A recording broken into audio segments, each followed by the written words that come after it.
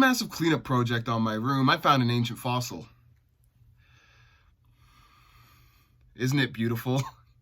But on a more serious note, I forgot I even owned this thing. When I uncovered it on my floor beneath a pile of dust and random objects, I thought I was back in college. Growing up, I didn't get my first taste of handheld gaming until the Game Boy Advance came out, where I mainly played Mega Man Battle Network and the Spyro Crash crossovers. It annoys me to say this now, but younger me had a very pig-headed view on video games. Having an N64 at home, my perspective was that the Game Boy Color was simply a crappier, more limited console. Why would I want that? Boy, was I stupid. This is kind of how things went for many years to come. Even though I had the Game Boy Advance, I played GameCube way more. I enjoyed the original DS, but the Wii overshadowed it. You see the pattern. When the 3DS was announced, I had no interest whatsoever. So much of the console's hype was centered around seeing things in 3D, which immediately turned me off. The Wii's motion controls were groundbreaking and innovative. The idea of seeing 3D without 3D glasses just didn't capture my curiosity the same way. Then one fateful day, I spotted a sale in a Shoppers Drug Mart flyer, the Nintendo 2DS with Mario Kart 7 for 99 bucks. It was the deal I'd always hoped for. No 3D visuals and a cheaper console? Sign me up. I was kind of bummed out to see my copy of Mario Kart 7 was download only. It kinda sucked, but I got past it. It's been so long, over 3 years as a matter of fact, since I touched this thing, but I guess if we're gonna try any games on it, we may as well try the first one I ever got. Mario Kart 7.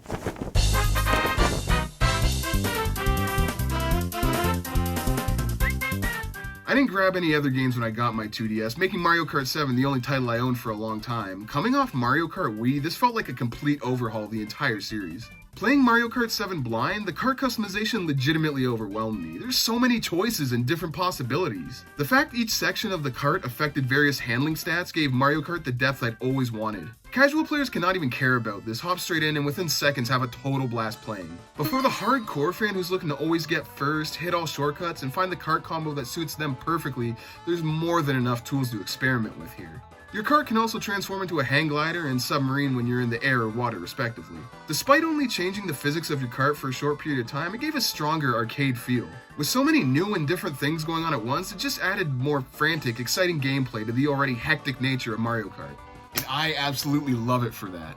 For sure one of my favorite Mario Kart titles to come out, and arguably the best Mario Kart handheld game to come out, unless you count Mario Kart 8 Deluxe on the Switch, but even then, if you're second place to Mario Kart 8 Deluxe, that's not really anything to be ashamed of. How could I talk about any Nintendo console without bringing up Mario? Rarely does Mario come up with anything besides near-perfect games, and it's no different here. Super Mario 3D Land and New Super Mario Bros. 2 are the titles that I happen to own. Super Mario 3D Land offered a fresh take for our Italian friend, combining the 2D game's linear level design with the movement from the 3D releases.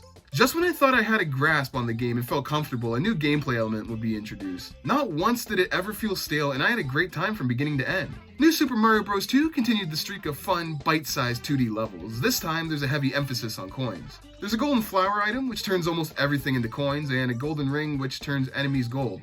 Wow. You can grab coins without even thinking now, they're so easy to get, and I think that kinda ends up downgrading their importance. Their purpose hasn't changed, 1-ups are just a lot easier to get, so I think the effort of making the coins more important kinda gets lost in translation. I know saying if it ain't broke, don't fix it is such a played out, overused saying, but all I really ever look for in Mario levels is for them to be fun. That's it. It's at this point I've seen many people turn on Nintendo, accuse them of playing it safe, looking, playing, and feeling too similar to previous games. What can I say? It just didn't irk me like it did other people, or even at all for that matter. I can acknowledge that my taste in Mario games is quite off from the norm. 3D Land and 3D World are hands down my favorite. I love Sunshine, but was indifferent towards Galaxy. I didn't love it or hate it, but had an okay time with it. I finished Odyssey a couple months ago, and that brought up similar feelings. I had a good time, but it didn't amaze me like I thought it would. With that being said, I still feel Super Mario 3D Land and New Super Mario Bros. 2 are awesome entries in the Mario franchise. The complaints of repetitiveness and a lack of fresh concepts are completely valid, don't get me wrong, but if you just want to play some solid Mario games, these two should serve you just fine. As an Animal Crossing noob, I can't say if Happy Home Designer is a good starting point for the series. I can say that it is a damn good game. Despite Animal Crossing making its debut on the GameCube, I didn't even hear about it until the handheld games exploded in popularity. By the time I finally decided to give Animal Crossing a try, Happy Home Designer was the newest release. Little did I know it was completely different from every other game in the series. Such a simple, relaxing, and almost therapeutic game to play. Crafting your own ideal, cute, functional spaces can be immensely satisfying. I have new horizons now, so I'll come back to you another time, my friend. Actually, now that I bring up the Switch, that might be why the 2DS's battery life feels so shite. It wasn't great back then, and I played the 2DS plugged in all the time. If you play this thing fully charged, it'll start to run out of battery in like 40 minutes, I swear. I can leave the Switch unplugged for weeks and not worry about battery life, but I'm just comparing coffee to knee pads. Kingdom Hearts 3D Dream Drop Distance was my reintroduction to the series since finishing Kingdom Hearts 2. I had my share of worries heading into this title. I thought it was entering that Assassin's Creed territory of having releases shat out too often.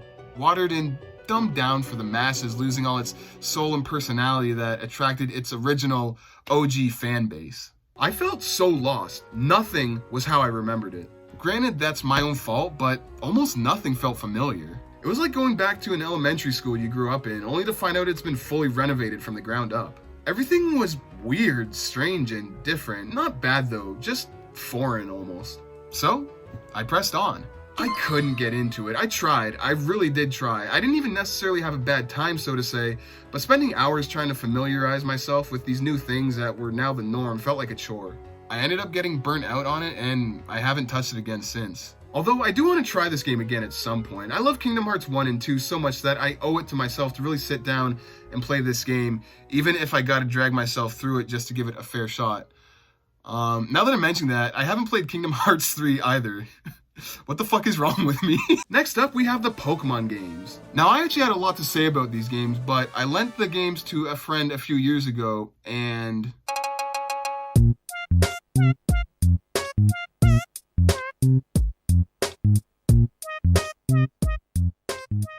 what kind of friend does that? In actuality, I don't have much to say. As you can imagine from not owning a Game Boy Color, I never got the full anime, trading card, handheld game experience as a child. I did play the N64 games, which were awesome. This game is the shit, and nobody can convince me otherwise. But yeah, I haven't put any good amount of time into a main series Pokemon game. I even own Sword, for crying out loud. I played it for an hour on Christmas, and I haven't touched it since.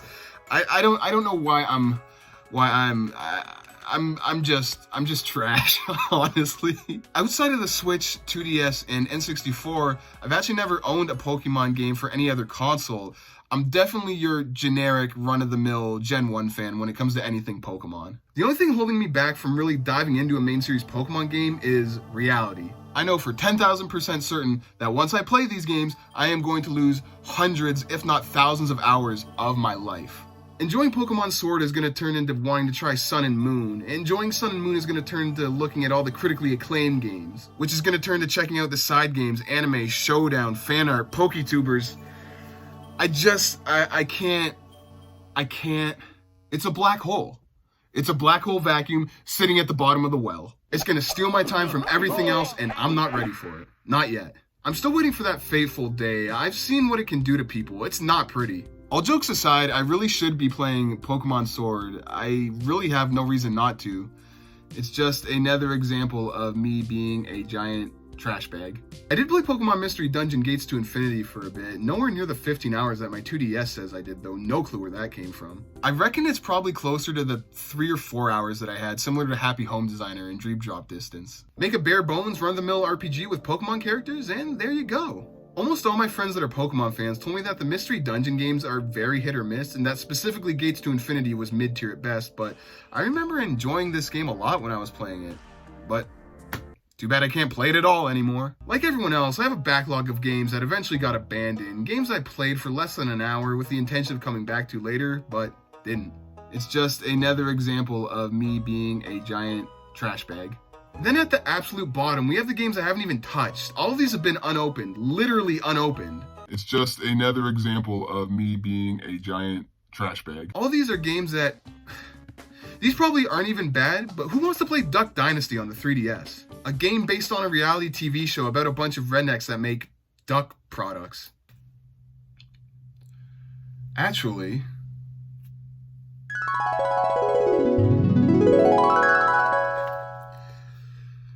what am I thinking? Carnival games on the Wii is at least playable, so maybe this one has some promise. Modern TMNT games have been pretty bland, but aren't unfun to play, so maybe this one is not awful?